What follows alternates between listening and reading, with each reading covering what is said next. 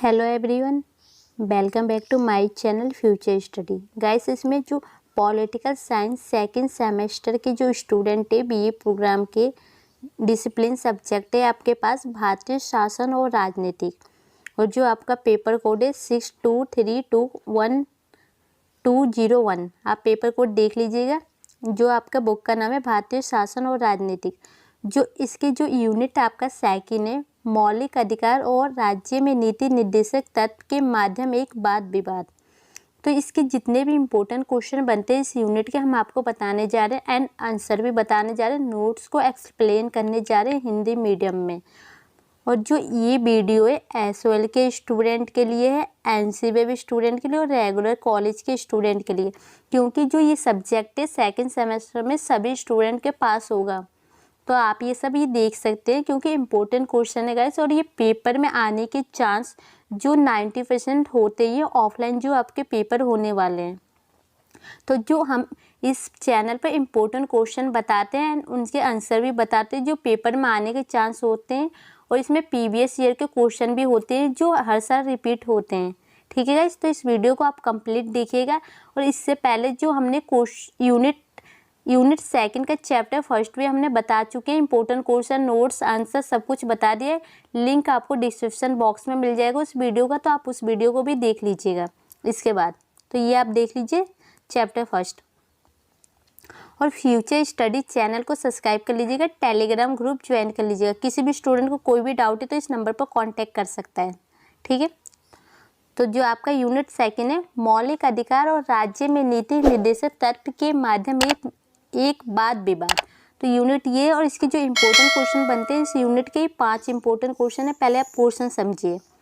मौलिक अधिकार राजनीतिक है और नीति निर्देशक सिद्धांत आर्थिक और सामाजिक है। प्रकृति से आलोचनात्मक विश्लेषण कीजिए। मौलिक अधिकार और नीति निर्देशक तत्व निषेधात्मक नहीं है बल्कि पूरक है, एक दूसरे की विवेचना कीजिए। मौलिक अधिकार को सकारात्मक और नकारात्मक दोनों रूपों में पाया जाता है, विवेचना कीजिए। मौलिक अधिकार और राज्य के नीति निर्देशक सिद्धांत में अंतर स्पष्ट कीजिए। मौलिक अधिकार और राज्य के नीति निर्देशक सिद्धांत में संबंध स्पष्ट कीजिए। आपने जो ये 5 क्वेश्चन देखा गाइस, ये 5 क्वेश्चन का जो आंसर है सेम है। ये क्वेश्चन को घुमा के दिया गया है। अगर सिंपल में क्वेश्चन आपसे जो पूछेंगे तो ये क्वेश्चन नंबर जो आपका 4 है एंड 5 एंड 6 है, ये थर्ड है। तो ये तीनों क्वेश्चन एकदम सिंपल है। और इससे पहले जो ये ऊपर वाले ये 2 क्वेश्चन आपने देखे ये इसी टाइप से आंसर लिखना है, लेकिन ये क्वेश्चन को थोड़ा घुमा के चेंज किया है। ठीक है, अगर इन 5 में से कोई सा भी क्वेश्चन आपके पेपर में आ रहा है ऑफलाइन में तो आपको आंसर सेम लिखना है। तो ये देख लीजिए जो हमने नोट्स बना रखे हैं, अच्छे नोट्स है, पॉइंट टू पॉइंट आंसर है। तो आप इसे देख लीजिए एक बार। तो सबसे पहले आपको इन अंतर बताने के लिए, संबंध बताने के लिए सबसे पहले आपको ये पता होना चाहिए कि जो मौलिक अधिकार है क्या होते हैं। तो जो मौलिक अधिकार आपको पता ही होगा 6 मौलिक अधिकार होते हैं जिससे कि व्यक्ति का विकास हो सके। और मौलिक अधिकार के बिना किसी भी व्यक्ति का विकास संभव नहीं है, ये आप सभी स्टूडेंट जानते होंगे। तो आपको देखिए मौलिक अधिकार और जो भाग 3 में 14 से 32 तक के हैं, आपको एक बार अच्छे से यहाँ देख लीजिए। मौलिक अधिकार वे मूलभूत अधिकार होते हैं जिनके बिना व्यक्ति का संपूर्ण विकास नहीं हो सकता। ये अधिकार व्यक्ति के जीवन में चहुमुखी विकास के लिए संविधान द्वारा नागरिकों को प्राप्त है। भारतीय संविधान के भाग 3 में जो मौलिक अधिकार को भारतीय संविधान के भाग 3 में है और नीति निर्देशक सिद्धांत जो भाग 4 में है। तो ये पॉइंट याद रखिएगा। अनुच्छेद 14 से 32 तक 6 मौलिक अधिकारों का वर्णन किया गया है। तो आपको इनके बारे में भी बता देना है कि अगर मौलिक अधिकार के बारे में आपको पता है कि समानता का अधिकार, स्वतंत्रता का अधिकार, शोषण के विरुद्ध अधिकार, धार्मिक स्वतंत्रता का अधिकार, सांस्कृतिक और शिक्षा का अधिकार और संवैधानिक उपचारों का अधिकार, ये ऐसे अधिकार है जो व्यक्ति के व्यक्तित्व के विकास के लिए आवश्यक है, जिनके बिना मनुष्य का संपूर्ण विकास नहीं हो सकता। तो आपको पता चल गया मौलिक अधिकार होते क्या है। जो इसमें ये पॉइंट है समानता, स्वतंत्रता, तो इसके ऊपर भी ना आपको एक एक लाइन एक्सप्लेन कर देनी है कि समानता का अधिकार क्या होता है, स्वतंत्रता का अधिकार क्या होता है। ये सभी स्टूडेंट को पता ही होगा अच्छे से, तो जिससे आपको पॉइंट बढ़ेंगे और नंबर भी अच्छे मिलेंगे। ठीक है, यहाँ तो आपको ऐसे लिखा है सिंपल में, लेकिन आपको इसको एक्सप्लेन कर देना है हेडिंग डाल के। अब राज्य के जो नीति निर्देशक तत्व है वो क्या होते हैं। भारतीय संविधान के भाग 4 अनुच्छेद 38 से 51 में राज्य की नीति निर्देशक तत्व का वर्णन है। किसी राष्ट्र के निर्माण में नीति निर्देशक तत्व महत्वपूर्ण भूमिका निभाते हैं।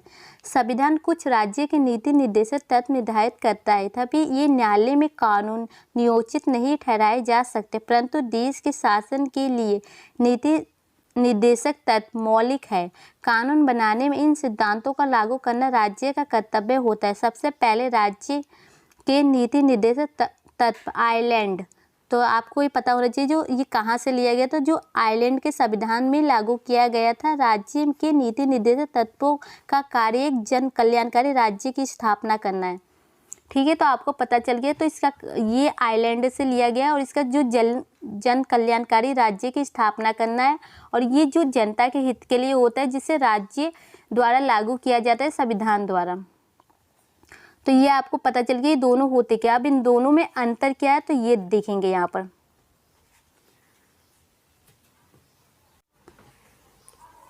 तो जो ये आपका पॉइंट फर्स्ट बनता है, मौलिक अधिकारों को न्यायालय द्वारा लागू कराया जा सकता है, परंतु नीति निर्देशक सिद्धांतों को नहीं।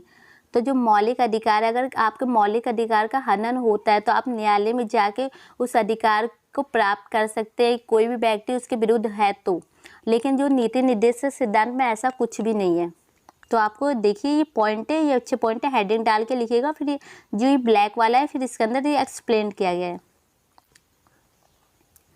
मौलिक अधिकारों को न्यायालय का संरक्षण प्राप्त है। यदि नागरिकों के किसी भी मौलिक अधिकार उल्लंघन हुआ है तो वो न्यायालय की शरण ले सकता है। तो आप पता चल गया कि शरण में ले सकते हैं और आप वहाँ पर मौलिक अधिकार प्राप्त कर सकते हैं। परंतु यदि कोई नागरिक बेरोजगार है तो वह न्यायालय के द्वार नहीं खटखटा सकता। ये मौलिक अधिकार जो आपको पता है कि स्वतंत्रता समानता, यही इसी के लिए आपको मौलिक अधिकार मिलेंगे। लेकिन अगर आप बेरोजगार है, गरीबी है, तो उसके लिए आपको न्यायालय कोई भी मदद नहीं करेगा। यह ठीक है कि राज्य को ऐसी नीति अपनानी चाहिए जिससे नागरिकों को रोजगार मिल सके, परंतु सरकार को कानूनी तौर पर मजबूर नहीं किया जा सकता है कि वे सब लोगों को रोजगार प्राप्त करें, ठीक है, प्रदान करें।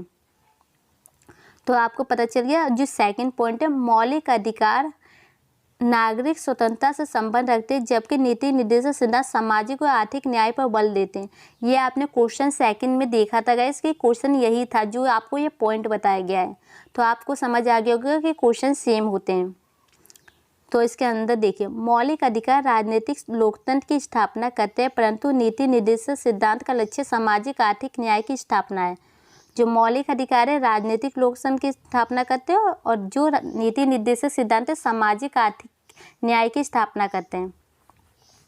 मौलिक अधिकार के अंतर्गत वे स्वतंत्रता शामिल है, कानून के समझ समानता, शोषण और सभा सम्मेलन की स्वतंत्रता, समुदाय और संघों के निर्माण की आज़ादी तथा जीवन को व्यक्तिगत स्वतंत्रता का अधिकार। इन अधिकारों का लक्ष्य यह है कि देश में राजनीतिक लोकतंत्र की स्थापना की जाए, परंतु राजनीतिक लोकतंत्र की काफ़ी नहीं है। यह हमारा उद्देश्य सामाजिक आर्थिक क्षेत्र में न्याय की स्थापना है। नीति निर्देशक सिद्धांत कहते हैं कि राज्य ऐसी नीतियां बनाएगा जिससे भौतिक संपत्ति गिने चुने लोगों के हाथों में केंद्रित ना हो और पुरुष और स्त्रियों की स्थिति तथा बालकों के सुकुमार व्यवस्था का दुरुपयोग ना हो, तथा राज्य के भौतिक साधन आदि निजात दे और बेकारी, बुढ़ापे, बीमारी, अंग भंग की स्थिति में नागरिकों को आर्थिक सहायता की जाए। जो नीति निर्देशक सिद्धांत ये कहते हैं कि जो बुढ़ापे में, गरीबी में, बेरोजगारी में, कोई भी परेशानी में जो राज्य के द्वारा उन्हें जो आर्थिक सहायता प्रदान की जाएगी, सामाजिक सहायता की जाएगी, और स्त्री पुरुष है उसमें कोई भी भेदभाव नहीं होना चाहिए, सबको समान रूप से देखना चाहिए। जो ये हम पॉइंट बता रहे हैं ये आपको लिख लेना है इस कॉपी में, क्योंकि अच्छे पॉइंट है। अगर आपको नहीं लिखना है तो इसको 1 से 2, कम से कम 2 से 3 बार इस वीडियो को कंप्लीट देखिएगा, जिससे ये आपको पॉइंट याद हो जाएंगे। और ये आपके पेपर में आने के चांस काफ़ी ज़्यादा होते हैं, तो प्लीज़ इग्नोर मत कीजिएगा इन क्वेश्चन को। और यूनिट सेकंड से 5 ही क्वेश्चन आएंगे, इसके अलावा आपके यूनिट सेकंड से कोई भी क्वेश्चन नहीं आने वाला है। इससे पहले हमने चैप्टर फर्स्ट की वीडियो बना दी है, सेकंड चैप्टर है। अधिकारों का स्वरूप में नकारात्मक है, जबकि नीति निर्देशक सिद्धांत सकारात्मक। मौलिक अधिकार राज्य को कुछ कार्य करने से रोकते हैं। उदाहरण के लिए मौलिक अधिकार के अंतर्गत यह कहा गया है कि राज्य न गीतों की स्वतंत्रता पर अनुचित प्रतिबंध नहीं लगाएगा तथा किसी भी व्यक्ति की गिरफ्तारी का कारण बताए बिना उसे बंदी नहीं बनाएगा। जो मौलिक अधिकार है ये बताते हैं कि जो कोई भी व्यक्ति अगर किसी को पुलिस जो गिरफ्तार करेगी तो उसका कारण बताएगी, बिना कारण बताए उसे नहीं कर सकती है। इसके जो विपरीत नीति निर्देशक सिद्धांत को राज्य के आदेश देते हैं कि वह अपनी नीति इस प्रकार निर्धारित करे जिससे कि सब नागरिक को जीविका के साधन उपलब्ध हो, सम्मान कार्यों के लिए स्त्री पुरुष को समान वेतन मिले तथा समाज के पिछड़े वर्गों का आर्थिक कल्याण हो। तो आपको समझ में आ गया कि जो स्त्री पुरुष में कोई भी भेदभाव नहीं होना चाहिए, कोई भी कार्य के लिए समान वेतन हो, और जो समाज में जो पिछड़े वर्ग होते हैं जो उनके साथ कोई भी भेदभाव नहीं होना चाहिए, उनको आर्थिक कल्याण के लिए मदद की जानी चाहिए। तो जो नीति निर्देशक शब्द ये होते हैं जो सामाजिक और आर्थिक कल्याण की बात करते हैं, और जो मौलिक अधिकार होते हैं और वो व्यक्ति के हित की बात करते हैं। तो नीति निर्देशक सिद्धांत में समाज आ जाता है और जो मौलिक अधिकार में एक व्यक्ति आता है सिर्फ। और जो 4 पॉइंट है, नीति निर्देशक सिद्धांत को रोका नहीं जा सकता। जो नीति निर्देशक सिद्धांत है उसे रोका नहीं जा सकता कोई भी स्थिति में, लेकिन जो मौलिक अधिकार है उसे रोका जा सकता है। स्थिति में मौलिक अधिकार न्यायालय द्वारा लागू किए जा सकते हैं, परंतु आपात स्थिति के दौरान मौलिक अधिकारों को लागू किया जाना रोका जा सकता है। नीति निर्देशक सिद्धांत पर इस तरह की सीमाएं नहीं आई है, किसी भी परिस्थिति में स्पष्ट नहीं किया जा सकता, मतलब उसे कभी भी रोका नहीं जा सकता, लेकिन जो आपात स्थिति में है ना मौलिक अधिकारों को रोका जा सकता है। नीति निर्देशक सिद्धांत का क्षेत्र अपेक्षाकृत अधिक व्यापक है। जो नीति निर्देशक सिद्धांत है वो काफ़ी बड़ा है और उसमें अधिक लोग आते हैं जो समाज के द्वारा, लेकिन जो मौलिक अधिकार का जो क्षेत्र है ना काफ़ी छोटा है, वो व्यक्ति को तक ही सीमित रह जाता है, लेकिन जो नीति निर्देशक सिद्धांत है पूरे समाज को लेकर चलता है। नीति निर्देशक सिद्धांत का अंतर्राष्ट्रीय शांति और सुरक्षा से भी संबंध रखते हैं। राज्य को आदेश दिया गया है कि वे इस प्रकार कार्य करें जिससे राष्ट्रों के बीच मैत्रीपूर्ण संबंध कायम हो, पूरे राष्ट्र को लेकर चलते हैं। इसके विपरीत मौलिक अधिकारों का संबंध भारत की सीमाओं में रहने वाले लोगों से है। इस दृष्टि से नीति निर्देशक सिद्धांत का क्षेत्र अधिक व्यापक है और बड़ा है। अब इसके जो निष्कर्ष है वो क्या निकलता है? मौलिक अधिकार सरकार द्वारा नागरिकों को समानता, स्वतंत्रता, न्याय के साथ जीवन जीने के लिए आवश्यक अधिकार है। इसके विपरीत नीति निर्देशक सिद्धांत कुछ और नहीं है बल्कि वे दिशा निर्देश है। दिशा निर्देश है जो कानून को बनाते समय सरकारी एजेंसियों द्वारा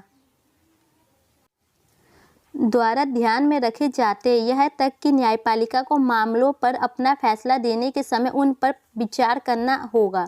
अतः इस प्रकार मौलिक अधिकारों के नीति निर्देशक सिद्धांतों के पारस्परिक संबंध को दर्शाया जा सकता है। तो आपको ये पता चल गया कि जो मौलिक अधिकार में अंतर क्या है, संबंध क्या है, ये सकारात्मक है, नकारात्मक में क्वेश्चन आपके सामने ये भी था कि जो आर्थिक है ये सामाजिक है। तो ये जो जितने भी हमने 5 क्वेश्चन के जो आंसर है ना आपके सामने हमने बता दिया। इसको आपको क्वेश्चन आपके माइंड में याद होना चाहिए कि किस टाइप से क्वेश्चन पूछ सकते हो और आंसर में आपको क्या लिखना है। ठीक है गाइस, तो जो यूनिट सेकंड का चैप्टर फर्स्ट है वो भी हमने बता दिया है, वो संविधान के ऊपर है, उसकी विशेषता के ऊपर। तो आप देख लीजिएगा, लिंक डिस्क्रिप्शन बॉक्स में मिल जाएगा। और वीडियो को ज़्यादा से ज़्यादा शेयर कीजिए कि और बच्चों को भी इसका बेनिफिट हो सके। और चैनल पर पहली बार है तो सब्सक्राइब कर लीजिएगा, टेलीग्राम ग्रुप ज्वाइन कर लीजिएगा, व्हाट्सएप ग्रुप ज्वाइन कर लीजिएगा, लिंक डिस्क्रिप्शन बॉक्स में है। Thank you.